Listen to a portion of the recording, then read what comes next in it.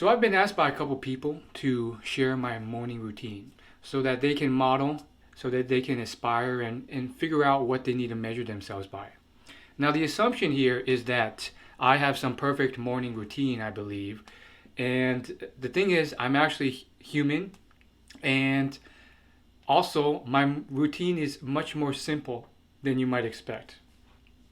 Now, coming from someone who's a personal development uh, junkie, I've tested out most things that you can possibly think of. Making my bed in the morning, cold showers, meditation, yoga, the list goes on. And you'll be surprised how simple my morning routine is these days. I'm not saying it's the best, but I think there is a certain philosophy there with just simplifying. You don't need 29 different things. So, without further ado, let's get into my morning routine and what I aspire my morning routine should be, because I'm not perfect and I can drop the ball sometimes. So, like I said, you might be surprised how simple it is. I wake up and I get to work. Now, I'm partially kidding there, but it's actually partially true. I don't really need much ramp up time. When I wake up, I don't need a 30-minute yoga session. I don't need a 45-minute meditation session. What I do is I've already planned out my day, and I've mapped out in large chunks the most important things that I have to get done for work. Now, if you're a student, same thing for school. Usually have to attend classes. Those are mandatory, or sometimes they're not. But you should map out your most important tasks that you need to get done so that you can achieve your most important goals on a yearly and a monthly basis. And so for me, I map that out in big chunks, because using the Warren Buffett approach, you may only have 3 things a month, maybe 5 things a month that are the biggest priority. Everything else is secondary to that. So with those big priorities, you can usually chunk them down into smaller subtasks to accomplish that. And usually that's work involving what I do for a career, which I have a normal job as a in the marketing world. So with that being said, what about all the other things? Cold showers, caffeine, meditation, journaling. Now, I've tested out most of these things. I've tested out intermittent fasting and so on and so forth. But I think at the end of the day, some of those things may have been overhyped and kind of play into the psychology of just overhyped fads. I tested out intermittent fasting for about 3 months, wrote a whole article, a guest article about it, and I didn't really see any results, any significant results. I've tested out caffeine as well. Didn't see any, big weight loss results. Tested out green tea. What I do is I drink water. I try and stay hydrated. Obvious but simple. And I think with all these things, there is a ramp up time. So sure, if you set it up properly, you can get the coffee set up in 5 minutes instead of 10. You can brew the green tea in 3 minutes instead of 12 if you buy a certain machine for it. But those things add up. Just cut them out and get to work. Now, I'll tell you certain things I do. Meditation.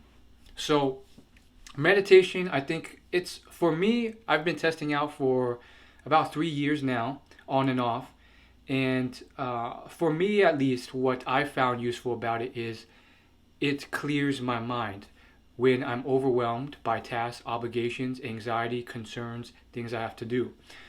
Usually I don't need it because I am pretty centered, but oftentimes I can get anxious or just overwhelmed or just want to start my day off well. And I found that works for me. I wrote a whole article on all the celebrities and successful people, athletes, businessmen who meditate. It's a long list, about 30, 40 different people, including A-list celebrities, Katy Perry, Arnold Schwarzenegger, and so on and so forth. Kobe Bryant meditated every day for 10 minutes. So because of all that, I found it to be something I want to experiment with. I was intrigued on its effectiveness. Usually I don't really need it, but sometimes I will do it.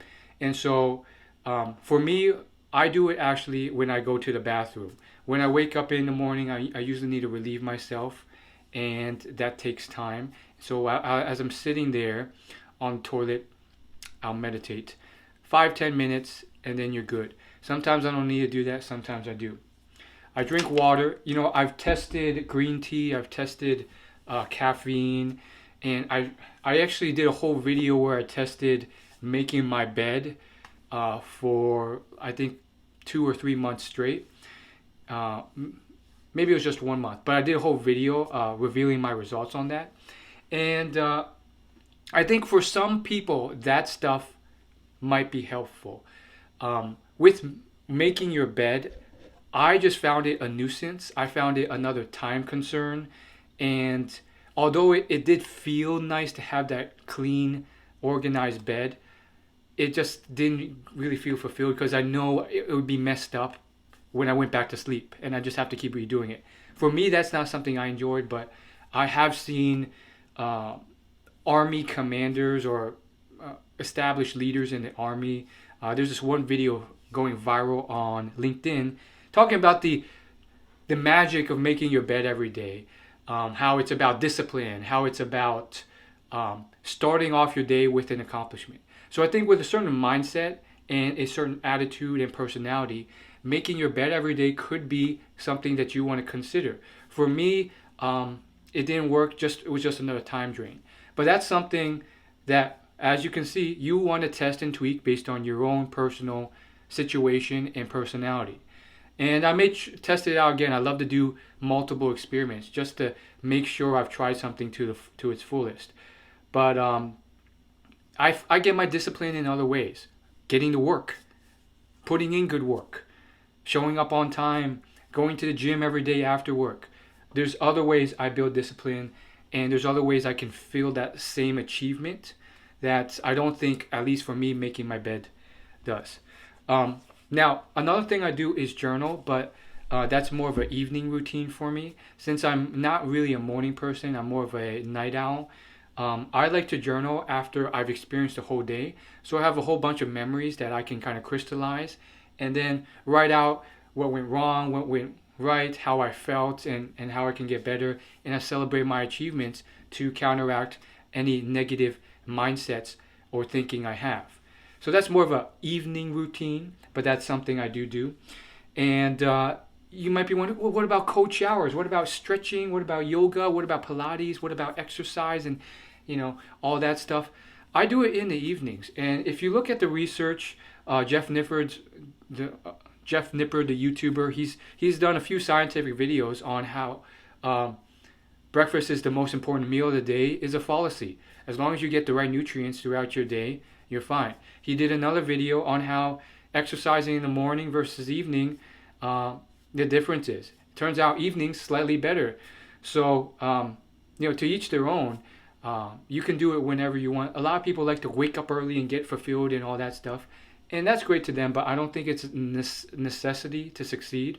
A lot of entrepreneurs seem to make that belief into a viral thing. You have to wake up at 3 a.m. and 4 a.m. And I've done that before. And I love doing it when I was traveling too.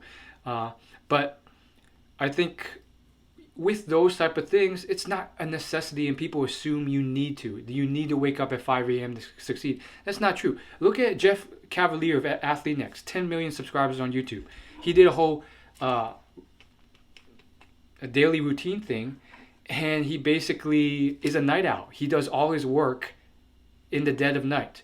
And yet, look how successful he is. From what I've heard and the interviews I've seen him on, he's a multimillionaire. And of course, incredible fitness entrepreneur. So long and short of it, I wake up, go to the bathroom, maybe splash some water on my face, and get to work. I may drink some water, I may journal at the end of the day, and I may plan out the next day or the next week at the end of the day. I build my goals and I already have a plan of priorities when I wake up so I don't have to think. A lot of those fads out there, green tea, caffeine, coffee, intermittent fasting, those are all things that you can test out. Making your bed, cold showers, going on a 5 mile run. You can test out for your own personal unique situation because everyone's different. Everyone has a different taste. But for me, that's what works so far. And I'm not saying I'm perfect. I'm not saying this is the best routine, but people wanted to know. That's what I do.